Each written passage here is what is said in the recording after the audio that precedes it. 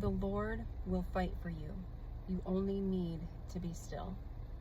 That's Exodus chapter 14, verse 14. And let me tell you what, did that hit me super hard this morning when I read it.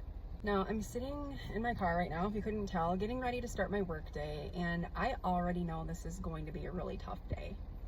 Now, what had happened was, I actually went into the office and did a little work that only I can get done at the physical office. And before I left, like a dummy, I checked my emails, which normally is a cardinal rule that I will not do on the weekends for this very reason. So I checked my emails and realized there were some significant quality control issues with product that had just gotten shipped to me. And when I say significant, I mean actually significant, because quality control issues in my line of work with headstones is kind of a big deal. That's kind of an expensive fix. So to say that it makes my heart sink all the way beyond the bottom of my stomach is an understatement, because it makes, things a lot harder in my job, and it creates a lot of steps for me and a lot of explaining and, kind of pacifying that I have to do with everybody. So it's not my favorite. Now, the reason I'm sharing this with you is because even though I do still feel emotional about this sort of thing when it happens, I have learned how to not let it settle in my body and completely rob me of any goodness and joy that I have coming for me that day. Now, it wasn't that long ago that had this happened, I would have let it affect my mood, my relationships, everything about my day would have been affected as a result of this. But I have learned through the guidance of the Lord above that is not the way to go. There is a better way.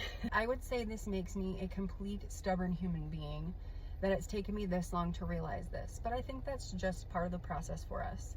And I have learned to really focus on mentally checking myself before I wreck myself by asking myself, did I do my part to prevent fill in the blank from happening, this thing that's stressing me out? And if the answer is yes, then really it's out of your control. That's the case with this situation for me.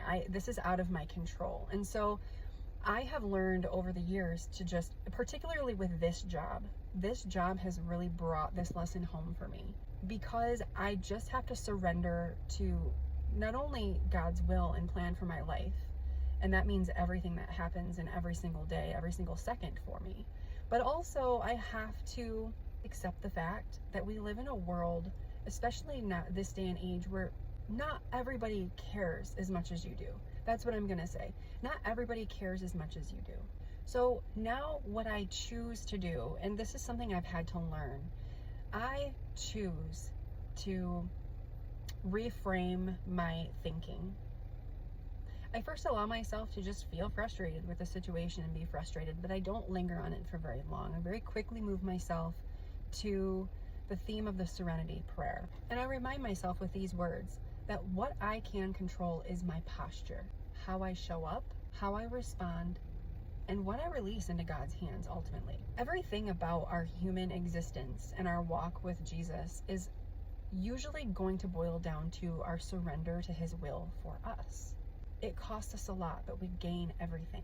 It's so beautiful. And so if you find yourself in a season where it just feels like no matter what you do, everything around you keeps going wrong, there's things that there's so much that you can't control that you feel like you can hardly stand it, I would encourage you to just ask yourself if you could be surrendering any more, and if so, where in your life is God calling you to surrender more? To get you started, I want to direct you to one of my favorite verses when it comes to surrendering.